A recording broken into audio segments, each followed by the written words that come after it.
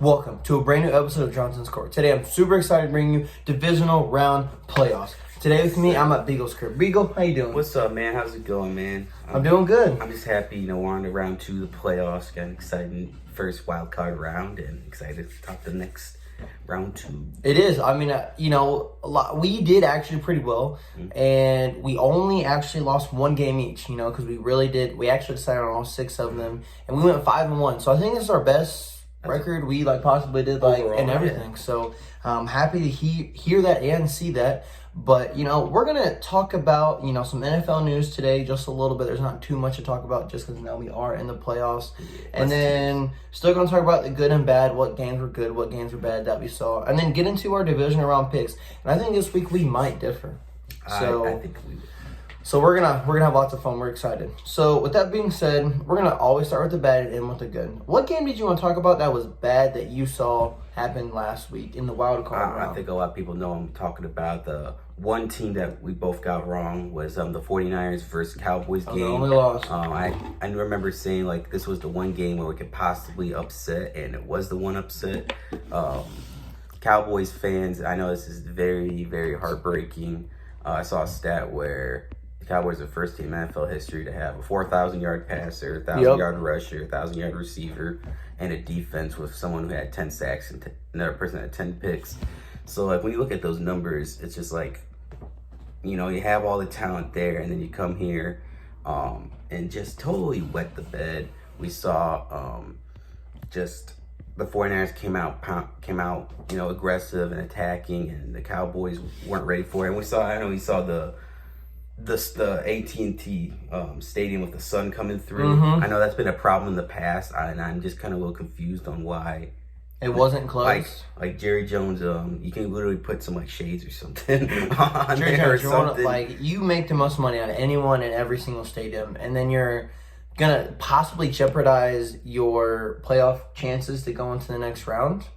I just didn't understand it. Because we talked about this and we're like, if the Cowboys show up, beat the 49ers easy. And they didn't show up. I think the most interesting part was the ending of the game. The Cowboys were down 23-7 going into the fourth quarter, and they started rallying together, playing how they should have been the whole game. But then the very ending, I didn't get to see it personally because I thought the game was already over. So I did watch the whole thing, and I'll tell you exactly what happened. So it went down. So here we go. The Cowboys are charging down the field. The Cowboys score a touchdown. They're going to win this game. They're going to come back and beat the 49ers. It's going to be a great comeback. America's team right here. But instead, there's I think 11 or 12 seconds left. Dak decides to send all his players on 4 verticals. But he runs a QB draw in the middle of the field. He gets about 20 yards. So, it wasn't actually a good run. But he goes down. He comes back to all his linemen get up there. He gives the ball to the ref. But he gets in the way of the ref. The ref bumps into him. The ref has to touch the ball before you can hike the ball. So he bumped into him, didn't give him enough room. By the time the ref got off the ball and ready to set the play, the game was over. The clock ran out. So they had no more time left on the clock. So they didn't even get to run one last play. Man, that's heartbreaking considering Dak probably, you said it was a good run. Maybe he could have went down another second or two earlier to he wouldn't have such a big game, but you would have had that time on the clock to run one more play. Excuse me, but and it was critical. It cost them the game. Never should they have been in that situation, anyways. But for it to end the way that it did, it was wow. We just wanted to see a Hail Mary at the end, whether they catch it or not. We at least want to see one final attempt. One more, yeah, and wow, that's the most Cowboys thing I've seen. And now Dak Prescott's got a 1-2, 1-3 playoff record. And the Cowboys have to yet win a playoff game. And I think I saw that stat. I think I know what you're talking about. They have so little amount of playoff wins. It's been I think they're 0-5 or something. Since their last Super Bowl win in '95, they've had 3 playoff wins. Yeah, they're 0-5 or something. So I definitely know what you're talking about. And it's just pitiful because Dak didn't really show up. He had 254 yards, 1 touchdown, 1 interception. Zeke didn't show up. Zeke had 31 yards. And when you have 12 carries, 31 yards. You gotta do something. When this team's playing good is when they have a dominant run with Zeke. And when they don't, sorry guys, Yeah, it's just not good. And Jimmy G didn't even have the best game. He had 172 yards, 1 interception. But that running game, though. That's what the 49ers bread and butter. I'm Debo Samuel. How are you going to let a wide receiver outrun Zeke? And he scored a touchdown. Like, come on, dude. And Elijah Mitchell also scored a touchdown. So just to see the 49ers come out and do what they did, they're going to go on and play the Packers. Now, that game I don't know who I even want to pick for that game yet. But, just to see the Cowboys play the way they did, it's just kind of sad to see. But it is what it is at the end of the day. Yes. So the game that I want to talk about that was bad, and Beagle, feel free to chime in on your opinion. The LA Rams playing the Arizona Cardinals. Now, I don't know if many of you watched this, which you probably did because it was Monday night. It was the only game on Super Like K. Monday night, they're going to put it on Monday night, so this should probably be the most hyped game of the wild card weekend, right? Right, you'd think so. Completely wrong. False, negative, no. The Rams blew out the Cardinals. Let me see the score, 34-11. Yeah, it could have been the game of the week if Kyler Murray wouldn't have just had a terrible, I don't know if it was just the playoff debuteness, the new atmosphere that's got to them. They were on the road out in LA, so I know that stadium was probably, psyched to see its first. Heck, that stadium was probably going crazy. Actual, team representing their in the playoffs, so I don't know, just a lot of nerves going on. Kyle Murray threw that pick six, which is now the shortest pick six in NFL history, which is it was pretty short. He threw it out of his own end zone. And here's the thing: he could have took 2 points, but then he took ultimately 7.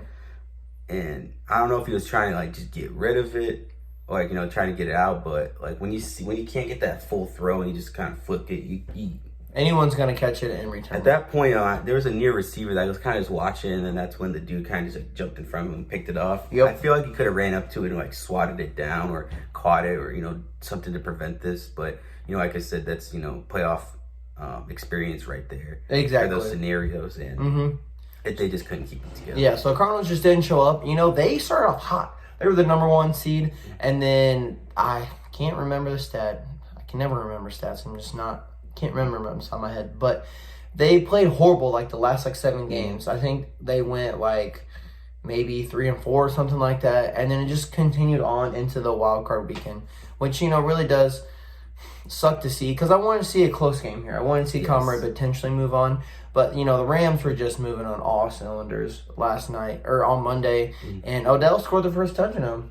Yeah, he did, and Odell scored. I think I saw. It was 6 touchdowns in his 8 games he's been there. And then you look at the Cleveland receivers as a whole put up 7 touchdowns in the whole year. Wow. So that just speaks volumes. Shows you how much a team can make a difference, a player can make a difference on that team. And it was kind of cool stat that was Matthew Stafford's first playoff touchdown. Yes. Matthew Stafford. Yeah, it's weird to see him finally get that win after 13 seasons. Yeah, he got drafted in 2009. Yeah, 13 seasons. Now he's finally got that first win. Just amazing. The city of Detroit's just got to feel happy for him. I definitely would if I was a long-time Detroit fan and had Matthew Stafford because he did nothing but good for my team. So exactly. But let's talk about the good.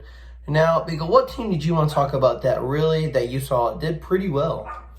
Yeah, so for the good, I'm going to look at the AFC East and go talk about that showdown between the Bills and the Patriots. Now, this wasn't good for Bill Belichick and the Patriots, giving them the biggest loss of the Bill Belichick era of the playoffs. Now, they were on the road, which I was saying was a pretty decent factor just because, it was below 13 degrees. And it was freezing. It was getting close to ice bowl, but Josh Allen came out, had himself almost a perfect game, 308 yards, 5 touchdowns, no interceptions, only missed 4 passes on 25 attempts. Just very solid. He was very sharp to the point. Defense showed up. He diced up one of the best defenses, top 3, top 5 defenses in the league. So that speaks volumes right there. Did you see that the Bills didn't punt or take a field goal in this game whatsoever? That's crazy. Every time they got the ball, they were just scoring. That's crazy. That's crazy. I know, Josh Allen, he's got some playoff experience, building off last year, going to the AFC Championship, and I feel like he's hungry and wants to go at it again. He does want to go. I mean, he had like you said, a perfect game, really. Almost. I think he had some good rushing yards too. He had 66 on the ground, Wow. 6 carries. This guy came out to play. Yes. Imagine. I feel like he would be like the wild card MVP. I'd give it to him. I'd give it to him. Yes. All right, what's your good? The last good game that we want to talk about was the Bengals and the Raiders. Now, that game was pretty crazy. I was watching I watched a little bit of that game. I was at work, so I didn't get to see too much of it. But the one score that I did see was Joe Burrow's score. That he almost was running out of bounds. He throws it off one leg, and then I forget who catches it in the back of the end zone. Higgins. Was it Higgins? Yeah, Higgins caught it in the back of the end zone, and they scored a touchdown. That was crazy. That was insane. So I was really happy to see the Bengals, get that win. The Raiders. There's a lot of controversy on that call too. I know Raiders fans. Yes. They say the whistle is supposed to cut the playoff, but the thing about that is the ball was already maybe 2 feet, a couple feet from the guy's hands. Defense, the whistle didn't phase it like it would have if he would have blown it as he was mid throw, but the ball was already 3/4 away there. And what it sounded like when I heard the whistle was it looked like he was out of bounds, but they weren't sure or not, so they let him throw it, then called the whistle, is what it sounded like. So it was like you called a whistle after the ball was in the air. That's like calling a whistle when you're shooting a shot in the NBA, but the ball's already in the air. So the ball's going to do what the ball's going to do until it comes down. Right.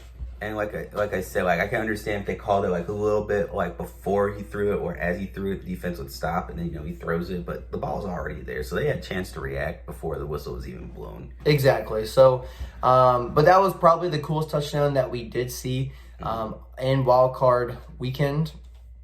But just to see Joe Burrow get that win, I kind of want to see his stats just.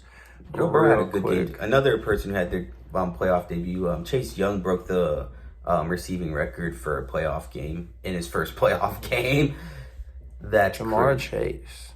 That's crazy. Rushing yards, he had 23, but he had 116 yards on 9 receptions.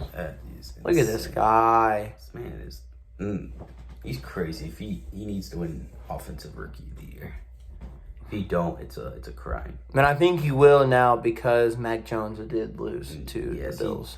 He started off bad on his playoff debut, but then, he was able to at least get a couple passing touchdowns on Kyle Murray and Jalen Hurts. But, so, he was able to at least salvage something out of it. But still, overall, just that bad start. So, Bengals Houday, good to see that they are moving on and playing.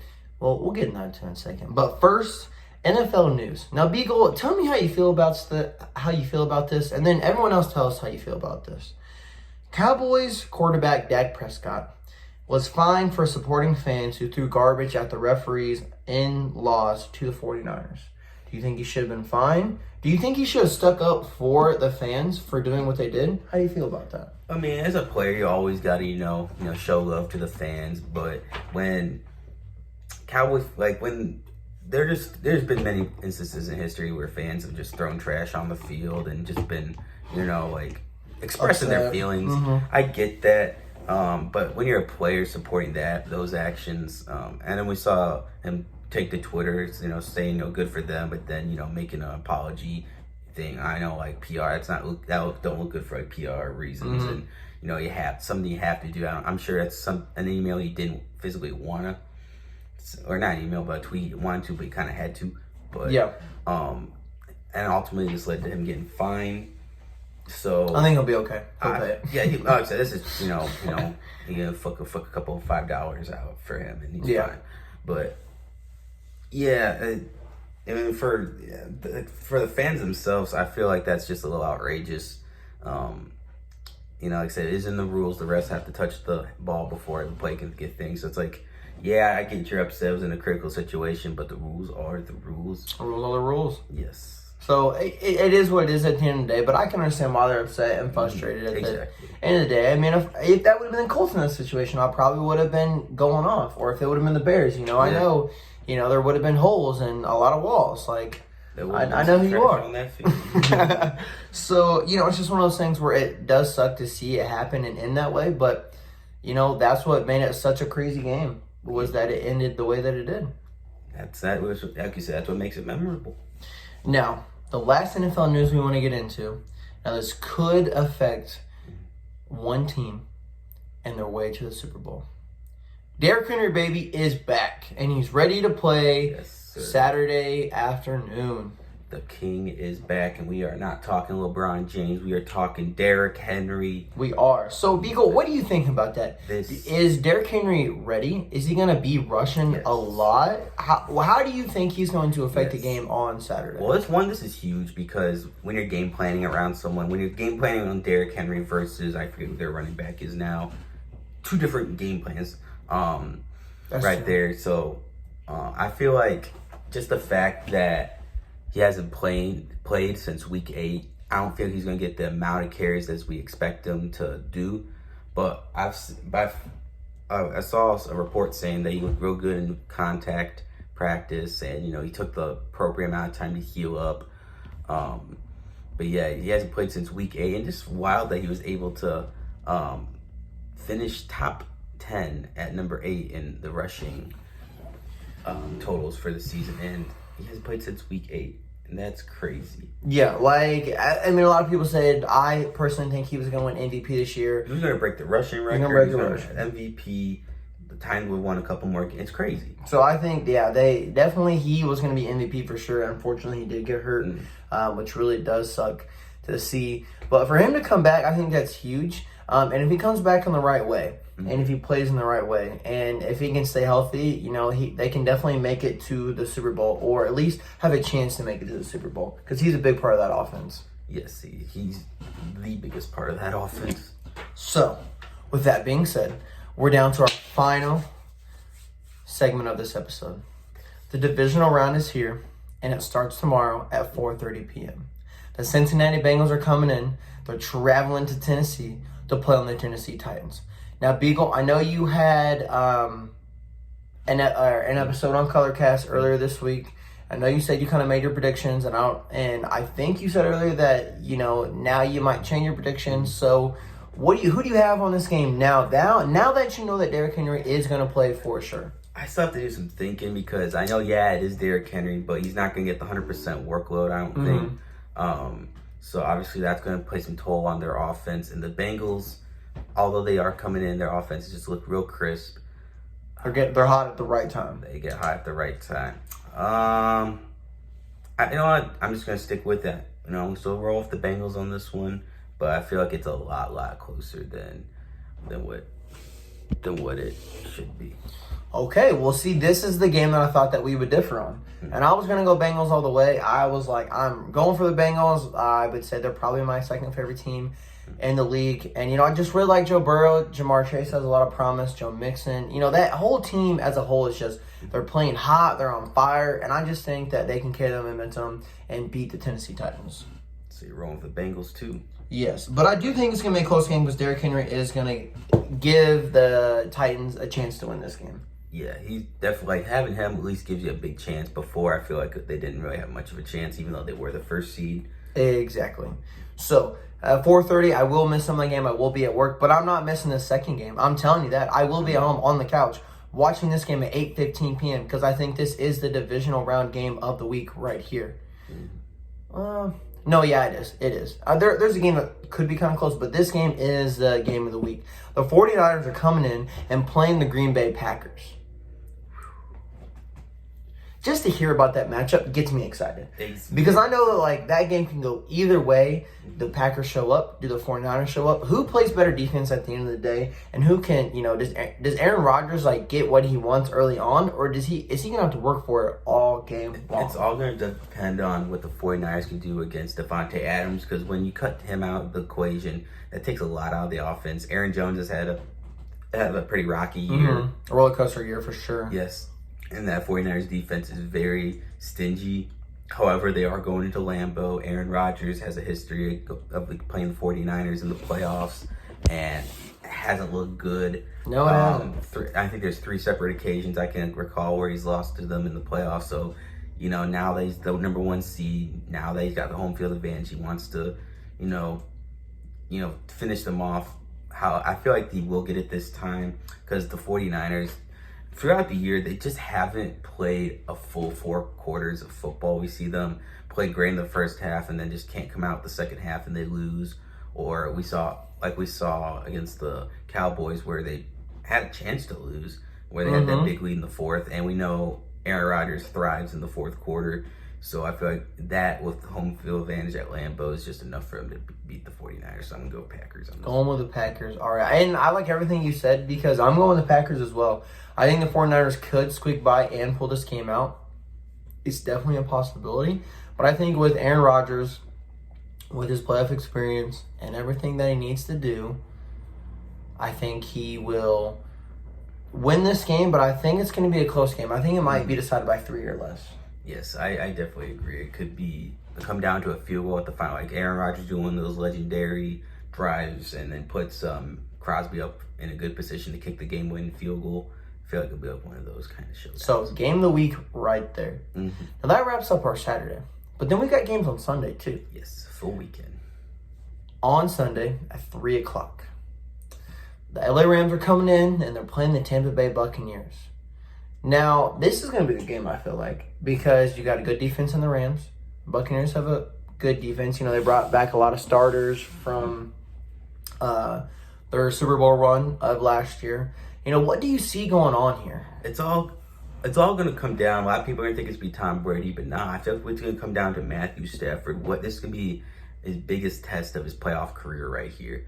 Going against the GOAT and Tom Brady, a pretty solid defense right there. So basically, it's going to the Super Bowl champs last year. It's going to have him. You know, this is going to be a big test for him, and the Bucs have a lot of things they're going to have to shut down. Now, this Rams defense is tremendously insane of the star power they got on there, and when Tom Brady's under pressure, he doesn't perform as well. And a lot of people will clown that about the Antonio Brown situation, but that's another talented weapon gone. And when you have Godwin gone because of a injury right there, you're basically down 2 star receivers, down to Tyreek Evans and Gronkowski. So that's less weapons for this defense to guard. And we have in the same pass rush of Von Miller and Aaron Donald. That's and I'm not even sure if Leonard Fournette's playing or not. So he's questionable at this point. Give me the Rams coming into the Buccaneers and defeating the previous Super Bowl champs. Wow. See, that's a lot, because it's like with Tom Brady, you can't ever count him out, because he does have that playoff experience, that Super Bowl experience. Like, he knows what he needs to do, but it's like, is his team going to show up? Because, they are a little beat up or whatnot. But at the same time, it's like, I feel like the LA Rams have huge expectations for themselves. Yeah, it's Matthew Stafford's first year in the playoffs, but, with the addition of getting Odell, you've got Van Jefferson, you've got Cooper Kupp. They did lose Robert Woods, but Cooper Kupp. There's 3 receivers right there. Cam Akers, playing very well. Solid, yeah. And then, like you said, that star defense with Jalen Ramsey, Von Miller, Aaron Darnold. I mean, man, it's just so hard to pick, because this is, this could be the NFC Championship game. You know what I'm saying? Like, it honestly should have been. So that would have been really cool to see. So I think I'm going to agree with you here and go with the Rams. And I just don't think that Tom Brady has enough weapons.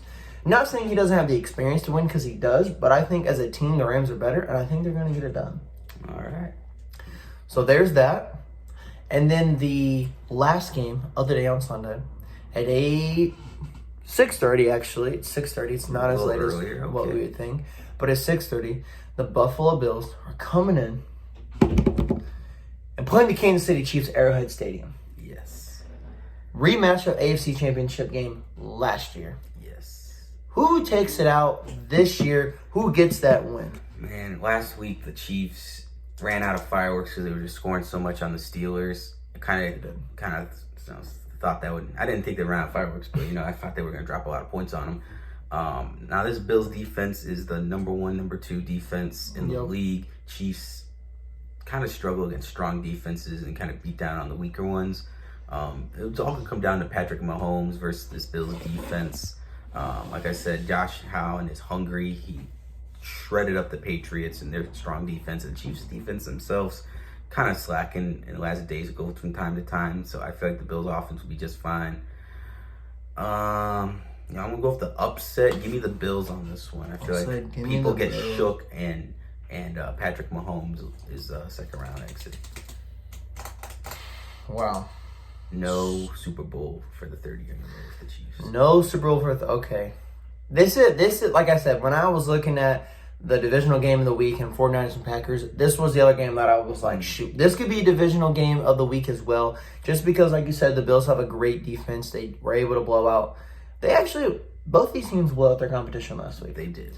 So it's like they're like, hey, we had a pretty easy week last week. But now, like, we've got to go hard. We've got to go ham. Like, this is where it's at. This is a true test right here.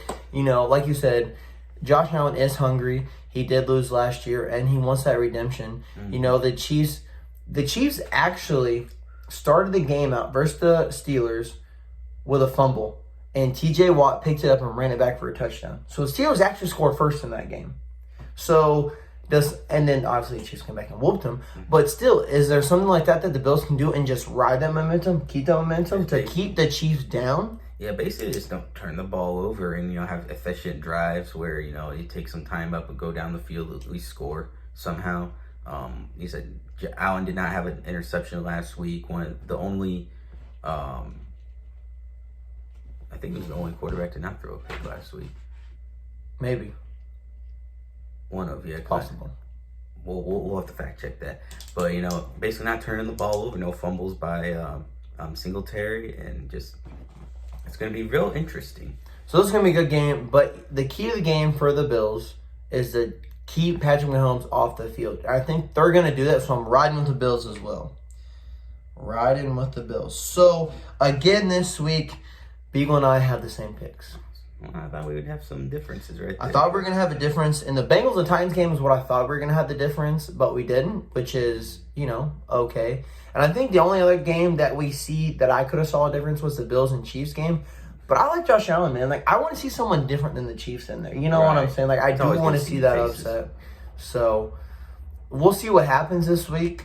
And with that being said, so there's 4-4.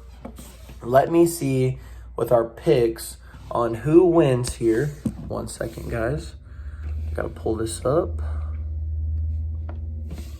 There we go. I took a picture of it. So if the Bills go on, here we go. If the Bills go on, they will play the Bengals in the AFC Championship game. If the Rams win and the Packers win, they'll be in the NFC Championship game. Mm-hmm. So that's our predictions. That's what it will look like if these teams make it there. So thank you guys so much for tuning in. Thank you guys so much for listening. Please comment below what you guys think, because our picks could be wrong, and we do want to see those upsets and those underdogs do make it in. So this episode today's Friday, normally comes out every Thursday, but got a little mishap in the schedule. But this will be coming out tonight, so I'll be posting it so you guys can all watch it. And then Saturday, the games start, and let's get it. It's going to be a great weekend. Divisional round is here, and it's time. Have a good week.